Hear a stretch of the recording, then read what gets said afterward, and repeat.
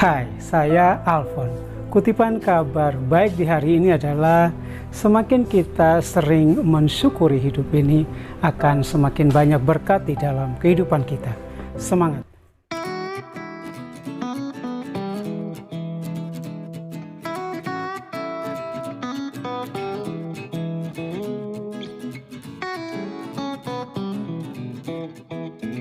Terima kasih Anda telah mengklik video ini. Selamat datang di Alfon Gallery.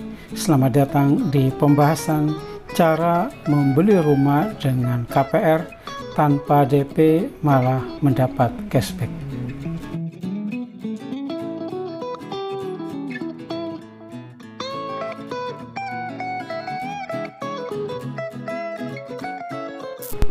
Saat bisnis properti sedang booming, kurang lebih sekitar tahun 2012 sampai 2016, ada banyak properti yang dijual murah sehingga ketika para pembeli membeli dengan cara KPR, bukan saja tidak mengeluarkan uang, tetapi ada banyak pembeli dengan cara KPR yang mendapatkan cashback dari pembelian rumah tersebut.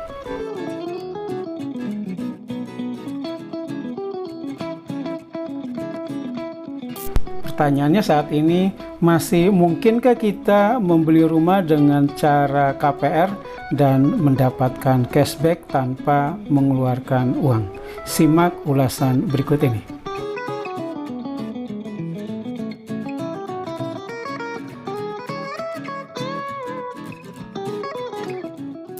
Ada 3 hal penting ketika kita hendak membeli rumah dengan cara KPR dan mendapatkan plafon maksimal atau bahkan tanpa DP.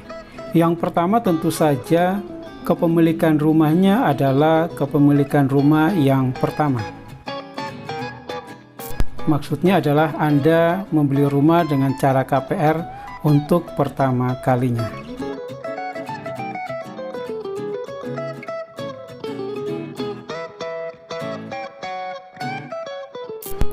Poin kedua yang juga sangat penting adalah salary dan saldo tabungan Anda. Tentu saja salary yang cukup dan saldo tabungan yang cukup sangat berpengaruh dalam penilaian tim analis bank.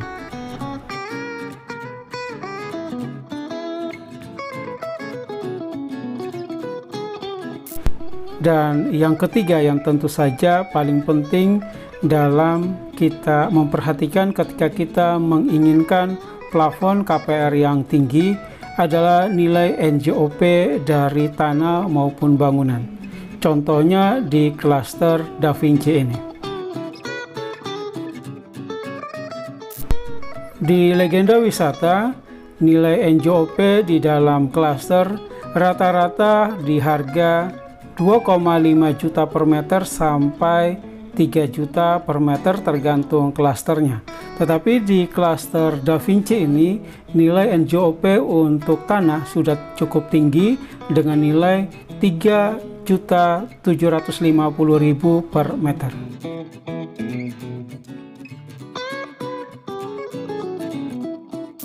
Hal ini tentunya sangat berpengaruh terhadap penilaian tim analis bank ketika dia memverifikasi unit dan melihat harga pasar serta dibandingkan dengan nilai NJOP-nya.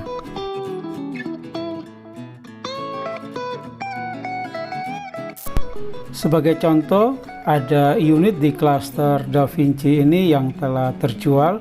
Harga penawaran dari penjualnya adalah 800 juta rupiah dan setelah dilakukan negosiasi tercapai kesepakatan harga di harga 750 juta rupiah, pajak ditanggung masing-masing kedua belah pihak.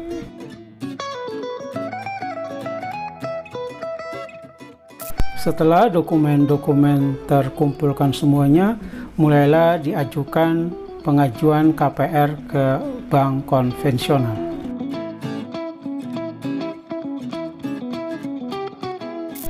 Oh ya, ini adalah pengajuan pertama untuk KPR dari calon pembeli ini. Pembeli rumah ini baik suami maupun istri, dua-duanya adalah PNS dan total penghasilan kurang lebih 30 juta rupiah. Sehingga kalau dilihat dari proporsi pembiayaan, sepertiga dari 30 juta kurang lebih berada di angka 10 juta rupiah.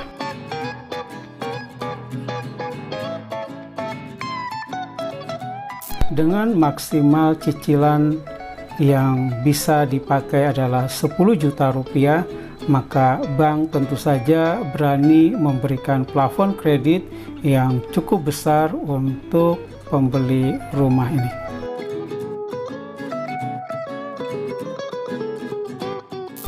Dan dari hasil taksiran bank dan hasil hitung-hitungan dari tim analis bank, nasabah ini mendapat plafon kredit sebesar 850 juta rupiah, sehingga ada selisih 50 juta dari harga kesepakatan dengan pihak penjual.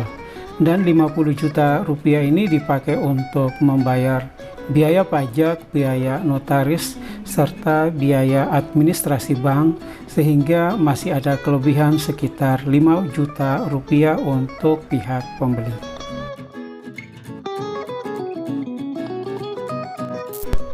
Dengan plafon kredit 800 juta dan bunga per tahunnya 6,7% fix 3 tahun, maka cicilan per bulan dari nasabah ini adalah di angka kurang lebih 7.050.000 rupiah per bulan fix 3 tahun.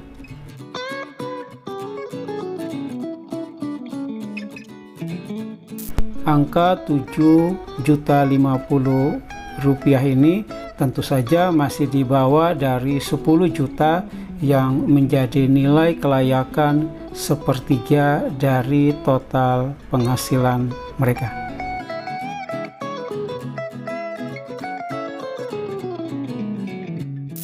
Jadi itulah hal-hal penting yang perlu Anda perhatikan ketika menghendaki membeli rumah dengan DP minim atau bahkan tanpa DP sekalipun.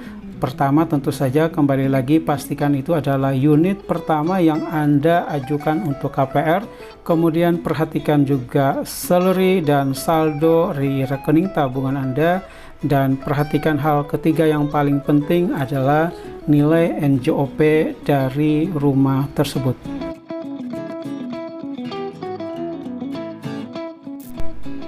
Ini adalah salah satu unit rumah juga yang dibeli secara KPR tanpa DP, hanya mengeluarkan biaya KPR saja.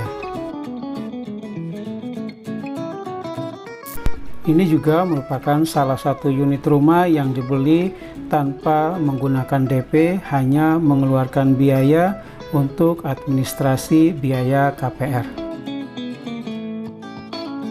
Walaupun rumah ini dalam kondisi perlu perbaikan, tetapi tentu saja karena nilai taksiran banknya sekitar 700 juta dan nasabah mendapatkan maksimal pembiayaan di 80%, maka nasabah mendapatkan plafon kredit 550 juta rupiah. Masih ada selisih 25 juta dari harga kesepakatan dengan penjualnya. Jadi bila Anda hendak membeli rumah secondary, jangan terlalu terpaku dengan kondisi rumah. Kalaupun masih memerlukan perbaikan, asalkan nilainya di bawah pasaran dan nilai NJOP-nya cukup tinggi, Anda bisa pertimbangkan untuk mengambil unit rumah tersebut.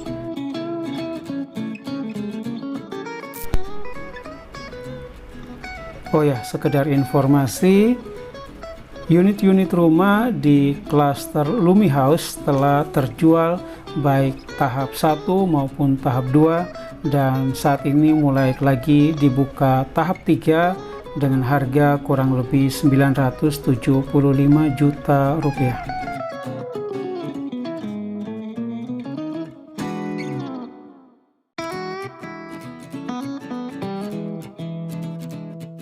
Demikianlah review kami dari Legenda Wisata Cibubur. Bila Anda menghendaki atau menginginkan unit-unit rumah yang harganya di bawah pasar, silakan hubungi nomor yang tercantum di deskripsi di bawah ini.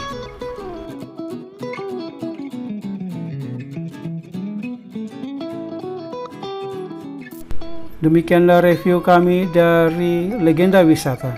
Bila Anda suka dengan video-video kami, silakan like, subscribe, serta tinggalkan pesan Anda bila menghendaki kami mereview unit-unit rumah yang lainnya. Terima kasih, salam.